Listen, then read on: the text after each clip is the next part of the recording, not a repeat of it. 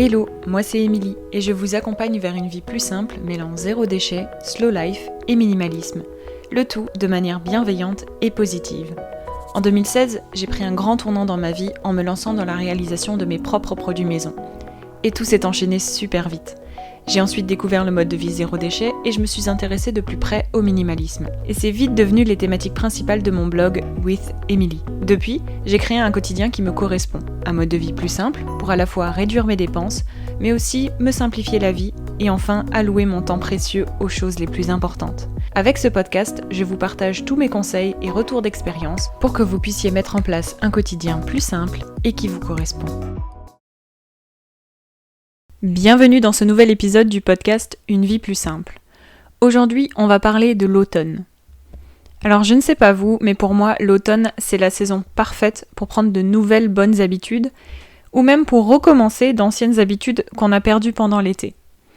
Il s'agit de la période de transition avant l'hiver, pendant laquelle il est important de prendre soin de soi, de sa santé, de son corps, pour justement pouvoir se préparer à la période hivernale qui arrive. Qui dit période hivernale dit aussi période de froid. Et j'avais envie, avec cet épisode de podcast, de vous parler de 5 bonnes habitudes à prendre en automne.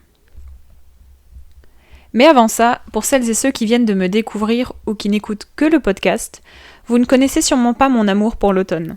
C'est ma saison préférée tout simplement parce que l'ambiance, la couleur des arbres, l'air frais, la météo, les plats, etc., tout me plaît, littéralement. Et c'est pour ça que chaque année, durant le mois d'octobre, sur le blog, sur Instagram et maintenant sur le podcast, je propose des contenus exclusivement sur le thème de l'automne. C'est ce que j'appelle Blogtober, pour la contraction entre blog et October. Et vu que j'ai commencé avec le blog, je garde ce nom-là, qui me tient vraiment à cœur. Maintenant que les présentations sont faites, c'est parti pour ce tout premier épisode de podcast dans la catégorie Blogtober. La première bonne habitude à prendre en automne, c'est de lire plus régulièrement. On est d'accord, l'automne c'est la saison parfaite pour se remettre à lire davantage et surtout plus régulièrement. Il y a la baisse des températures et la tombée de la nuit qui vient bien plus tôt.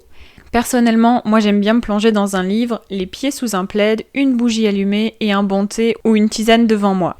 La lecture, c'est une habitude bien-être qui a de nombreux bienfaits et qui nous permet à la fois de nous déconnecter et d'être loin des réseaux sociaux. Vous pouvez utiliser différents supports pour vos lectures, notamment les livres physiques, qu'on connaît tous, les livres numériques, sur liseuse, tablette ou simplement votre smartphone. Personnellement, même si j'aime beaucoup lire du texte, j'aime aussi les livres audio durant l'automne parce qu'il me suffit de m'installer confortablement ou même de méditer ou de m'étirer pendant que j'écoute une histoire, même si je n'écoute pas que des romans en livre audio. La deuxième bonne habitude à prendre en automne, c'est de s'hydrater. Lorsqu'on pense à l'hydratation, on pense souvent à l'extérieur de la peau. Mais moi, je pense d'abord à l'intérieur. Parce qu'en automne, on commence ou on recommence à consommer des boissons chaudes. L'automne, c'est le bon moment pour profiter des boissons chaudes comme le thé, les infusions, mais aussi le café allongé. Tant qu'il y a une grande quantité d'eau dans votre boisson, vous êtes sur la bonne voie. Petit conseil aussi, évitez de sucrer votre boisson chaude pour profiter d'une meilleure hydratation. Et pour ceux qui ne sont pas adeptes des boissons chaudes, pensez à bien vous hydrater en augmentant le nombre de verres d'eau que vous consommez dans la journée. Mais l'hydratation, c'est aussi l'hydratation extérieure, comme on en a parlé juste avant, c'est-à-dire par la peau. Les températures baissent en automne, et la peau commence à être sensible au froid et se dessèche rapidement. En choisissant de vous hydrater de l'intérieur et de l'extérieur, vous prenez du temps pour vous, vous faites du bien à votre corps et vous vous préparez pour le grand froid de l'hiver. C'est donc important de vous protéger et de protéger votre peau en utilisant des ingrédients de base comme du gel d'aloe vera ou de l'acide hyaluronique, et j'en passe, il y en a d'autres. Mais le mieux encore, c'est de réaliser vos propres soins hydratants.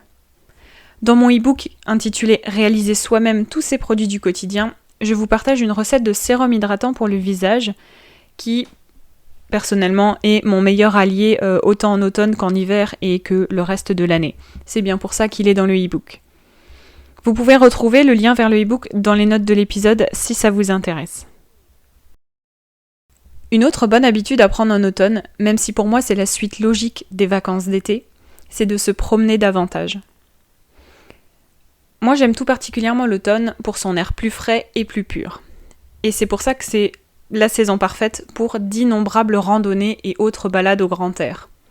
Il fait pas encore trop froid, on n'a plus la chaleur étouffante de l'été, mais les rayons du soleil sont encore bien chauds et la lumière orangée en fin de journée rend le paysage vraiment magnifique.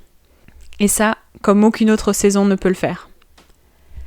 Ce que je vous conseille, c'est de profiter de cette période pour visiter votre région et notamment les réserves naturelles autour de chez vous.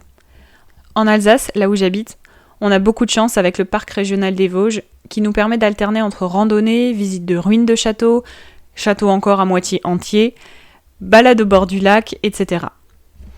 Pensez donc à regarder les différentes balades proposées par votre région. Je sais qu'il y a souvent une liste disponible sur le site internet de la région elle-même avec des itinéraires et plein de photos pour vous inspirer. La 4e bonne habitude à prendre en automne, c'est d'aller se coucher plus tôt.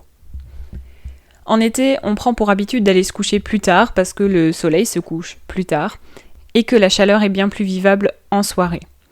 Mais avec le changement de saison, la nuit se couche plus tôt en automne et les températures sont donc plus froides le soir.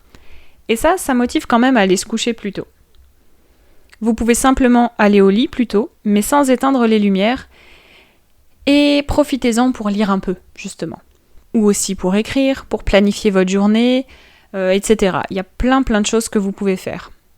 Le but ici, c'est vraiment de ralentir votre rythme avant d'aller vous coucher.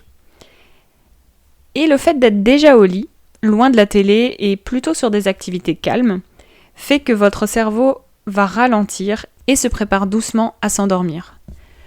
Pensez aussi à réduire l'intensité de la lumière afin de vous mettre dans un environnement plus calme, plus cosy et de préparer doucement votre cerveau à aller vous coucher.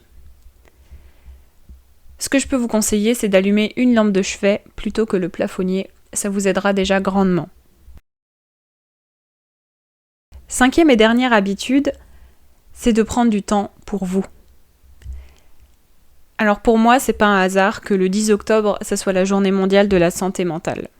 Parce que l'automne, c'est une saison de transition. Il fait plus froid, on en a déjà parlé, il fait nuit plus tôt, on en a déjà parlé aussi, et c'est pour beaucoup signe de reprise du travail depuis quelques semaines. Et toutes ces conditions, elles nous font rester dans une spirale un peu négative, surtout pour ceux qui n'aiment pas l'automne. Mais je vous rassure, pour ceux qui aiment l'automne comme moi, c'est pareil. Tous les ans, à cette période, personnellement, je décide de prendre davantage soin de moi. Et je vous conseille de faire de même. Que ce soit de s'éloigner de tous les appareils numériques, pour passer une soirée à la maison loin des écrans et faire ce que l'on aime, ou bien sortir prendre l'air pendant une balade, justement comme on en a parlé juste avant, ou encore pour prendre ou reprendre de nouvelles habitudes, et tout ça rien que pour soi. Vous pouvez aussi prendre du temps pour vous en vous faisant un soin, en vous faisant couler un bain, en visionnant votre film préféré, en faisant des jeux de société avec votre famille. Vraiment, prenez du temps pour vous avec ce qui vous correspond et ce qui vous fait du bien. L'automne, c'est la saison cocooning parfaite et aucun cocooning n'est possible si on ne prend pas soin de soi avant tout. J'espère que ces 5 habitudes ont pu vous inspirer à ralentir le rythme cet automne et à prendre plus soin de vous. N'hésitez pas à me dire par message privé sur Instagram quelles habitudes vous avez prévu de prendre pour cet automne. Je serai ravie de vous lire. En attendant, n'hésitez pas à partager cet épisode autour de vous et à mettre 5 étoiles sur Apple Podcast et même à rédiger une petite recommandation. J'en partagerai certaines dans les prochains épisodes. Merci d'avoir écouté cet épisode de Une vie plus simple jusqu'à la fin. Si vous avez apprécié, n'hésitez pas à vous abonner au podcast et à le partager autour de vous. Retrouvez toutes les notes et ressources mentionnées dans l'article dédié sur withemily.com. Et si vous souhaitez rejoindre la communauté, n'hésitez pas à vous inscrire à la newsletter depuis le site internet. Et je vous dis à bientôt pour un nouvel épisode de Une vie plus simple.